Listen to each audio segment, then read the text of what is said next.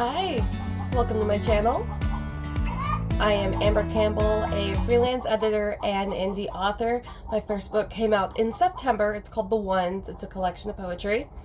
Right off the bat, you might hear my mother's chickens in the background. This is usually when they lay, and one of them just likes to make a ruckus so everybody knows what's going on. But today I want to talk about social media for authors, which ones I'm using, and how I'm using them differently. And I do want to clarify, I am not an expert. I am still new to being a self-published author, and so this is just kind of me taking you on my journey with me, kind of testing the water, seeing what works and what doesn't work. So let's dive right into it. First things first, you have to know your audience. I am published in poetry. I do plan to publish in the young adult genre. But first things first, poetry is very hard to market off of Instagram. There's an aesthetic that users on Instagram have gotten used to. Poets like Rupi Kaur have really dominated the Insta poetry market. And so it's so hard for me to get off the ground on Instagram. I started my author branding back in January of this year, 2023. And just yesterday, I had a reel that hit 300 views. And that is the most I have done in the last 10 months. So Instagram's kind of hard to crack for me. I am not sure why, because I'm doing much better on YouTube Shorts. But that's a whole nother thing. And on that note, in terms of knowing your audience, like I said, I also want to write young adult. Young adult and middle grade is very hard to market on Facebook. Because it's not quite the age range of users who are on there.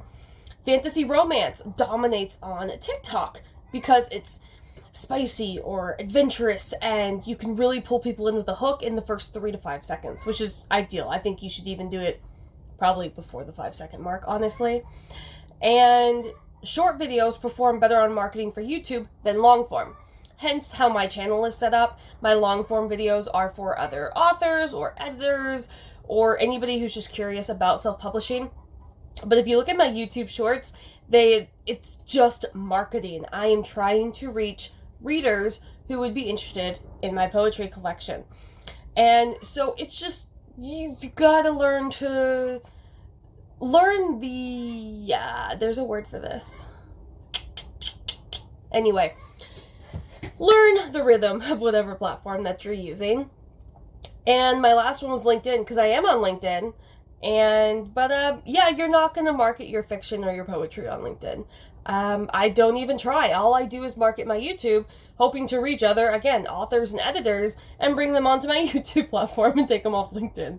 So that's just a little bit of research you're going to have to do in whatever genre you're writing to determine which apps are going to be the best to reach your ideal reader. So my second point that I want to make here is you need to cater, I've got my notes in front of me, you want to cater your strategy to your brand or the genre. So in my case, I definitely want to do video exclusive content for young adult readers. I am marketing more young adults in the sense that 18 to 30 is my ideal reader, feminine. And so video is going to be best for that age, millennial, Gen Z, and then about 5 years from now, probably Gen Alpha. So that's what you want to focus on. You want to do that seductive POV if you write romance. You want to do epic music in the background for fantasy or science fiction. You want to do solution-oriented, longer posts on LinkedIn for your nonfiction. So you just want to make sure that you're catering the style to it. So something that I'm going to go into here, and I've got another video planned. Don't know if it'll go up in November because we've got NaNoWriMo going on. But I am trying an experiment on both YouTube Shorts and Instagram Reels. And I have quickly learned that what blows up on YouTube Shorts might get 10 views on Instagram Reels. So I have to create 2 different types of videos. Now, if you're on TikTok YouTube Shorts, you can usually copy paste it over and you will do just fine. Instagram Reels, the algorithm doesn't pick up on the YouTube Shorts as well, like that style. And so you just kind of have to tailor it a little bit more. And For me, I have seen a lot of good success with the YouTube Shorts. So my video, maybe it'll come out at the end of November, beginning of December, we will see. But we're going to do 30 days of posting on YouTube Shorts and 30 days of posting to Instagram. Maybe not necessarily Reels, because like I said, it's a different kind of video, and it takes me longer to create that type of video. Because the poetry, if you guys are familiar with it, it's the one where you've got like a different background every 0.2 to 0.3 seconds, and it's just this really beautiful instrumental music. And you've got a bit of poetry in the middle. Sylvia Plath is a really common one that I've seen them use.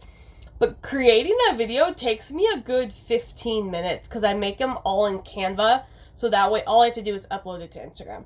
So it is definitely more time consuming than the 2 minutes it takes me to make a YouTube short in the morning.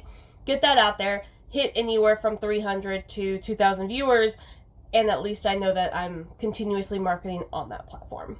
So my third tip, or the third lesson I have learned definitely, is that engagement is greater than followers. So on YouTube Shorts, for example, if I get about 1 to 5 likes in the first 30 minutes of a short going live, definitely much more reach, because YouTube sees that people are engaging with it and they're going to push it out to other viewers. Versus if I have something that goes up and I don't get a like on it in the first hour for whatever reason, it usually won't see more than a couple hundred views, if that, sometimes. So you really want to focus on engagement. So for Instagram Reels, for example, you want to post a question, you want to kind of get them to engage in some way. Say, hey, this is going to have a lot of tips in the caption, save this post for later, share it with other readers who might like it, that kind of thing. You don't necessarily have to get them to comment on it, because I know sometimes that's a little strange, versus saving or sharing a post is much faster. But even likes will tell the algorithms of whatever app you're on, people are enjoying this, let's push it out to others. And also, when it comes to engagement, once your brand, no matter what site you're on, shows that you're having engagement, but especially once we get to those comments rolling in and you're responding to all the comments, then that's going to build that readership. They're going to not just see you, but they're also going to know you. And once they know you, they're more likely to trust you, so then they'll go ahead and buy from you. This is an age-long sales tactic. I am in sales right now. Not for bucks, unfortunately, but it has taught me a lot about the customer experience and amplifying that in order to gain that trust. Because at the end of the day, if someone just came up to me and said, hey, buy this book, and gave me nothing else, my first response is, I don't know why I would. I get this a lot on LinkedIn, oddly enough. I have so many followers on there and fewer connects, because so many people will add me and just say, hi, I saw your YouTube video. It was great. I enjoyed it. Your stats suck. Here's how I can help. I actually had someone comment that on a video on YouTube. At first, I was like, you know what? I appreciate that. You're giving me engagement. You're going to push it out more. But when I went to check out their channel, they had like 5-10 subscribers, that many views on all their videos. That was a dog throwing something at the shed. That came on camera. And it just, I don't like the spammy accounts. If you want to connect with me on LinkedIn or any of these platforms, start with the comments and just create conversations. And I recommend that for anybody. Don't just slide into DMs and say, oh, your book sounds interesting, send me the link. Because one, the link is on their page. All you have to do is click on their channel, click on their profile. I bet you it's going to be the first link on there, because that's what it is for mine, is the link to my books to buy them. But secondly, have a conversation. Like, don't just try to make money off them, because we're doing the same thing. I'm not going to give you my money if you're not giving me yours. But if you want to share conversation, we can definitely do that. Alrighty, so my next one is going to be what I am doing specifically to grow my reach in marketing. So I am using that trending audio. This goes for any platform you're on. Use the trending audio. YouTube releases new music on Fridays. Well, I shouldn't say they do. Musicians do. So on Friday, kind of grab that trending audio, grab the new releases, see what's doing well. And with YouTube Shorts, it doesn't matter whether there's 1,000 people using it or 1 million. If it's trending, jump on it. Versus Instagram Reels. If something already has like 1 million Reels attached to it, odds are Instagram's going to stop pushing it, because it's going to assume people are sick of it. this comes back to tailoring each one. So also on that note, tailored hashtags. So for poetry, there's a couple different ones. Obviously, hashtag poetry, poetry book, poet lover, or poetry lovers, poetry by women are some of the ones I use. Also, poetry is not dead, poet society, poetry is life. You want to do that research. I know Kindlepreneur, who, if you've seen other self-published authors on YouTube, then you've probably heard of this. It is a fantastic site. It is free to use. I highly recommend it. I do not currently have Rocket? Oh my gosh, I'll put it up here. I can't remember the name for some reason, but Publisher Rocket, there we go. I don't currently use it. I believe it's like $97 to get it, but it is very valuable for Amazon keywords. But the Kindlepreneur site is very helpful for self-published authors. It's going to go into a lot more of these details about how to market, how to basically get your book in terms of its metadata best on those algorithms to really reach those readers. I'm also focusing on videos, of course, for sure. For authors, you want to focus on those comp authors, titles, movies, because we're allowed to do that, as well as songs. That's something I've started, and I absolutely love it. So if you check out my YouTube shorts, something like, Do You Love Cruel Summer by Taylor Swift, and read these poems first. And I do that with a couple different singers, and it just helps to reach different listeners to say, hey, if you really love this artist, you might like these poems of this poetry collection, but hey, read them all while you're there. But I'm also focusing on the humanity of the book. So one of the ones I did was, are you looking for, I can't remember how I said it. Are you looking for poetry that matches the unparalleled works of Maya Angelou, Robert Frost, and Sylvia Plath? And then the very, next, the drop of the beat was, this is not it, but it is fun. And so kind of using that, what it's not, to market it as well is a really good strategy. But I want to focus on the fact that it's like an anti-hero, it's petty, it's regretful. There are some love poems in there. It is not a love poetry collection whatsoever. So I really want to make sure that my readers know this is a flawed narrator.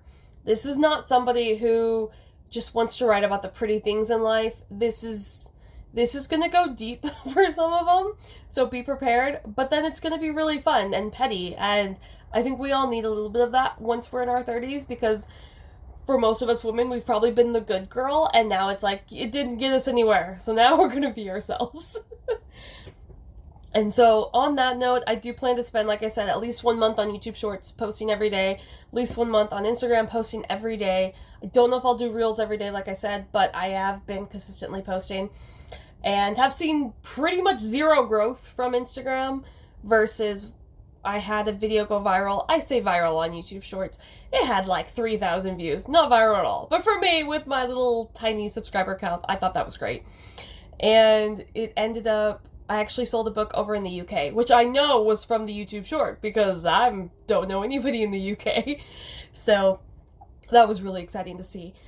But those are my plans for my social media. If you are a new author and you're trying to plan it out, do not be on every site. I know your big time authors are on every site. That's not what we need to do here. So if you're romance, fantasy, you're going to dominate TikTok.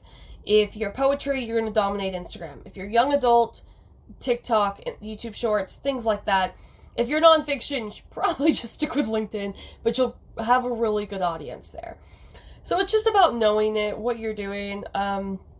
Historical fiction might be good on Facebook because you've got your boomers over on there. But that's it. That is my strategy so far. Like I said, I'm not an expert. I'm learning all of this with you guys. Some other sites that I didn't mention that you might want to consider.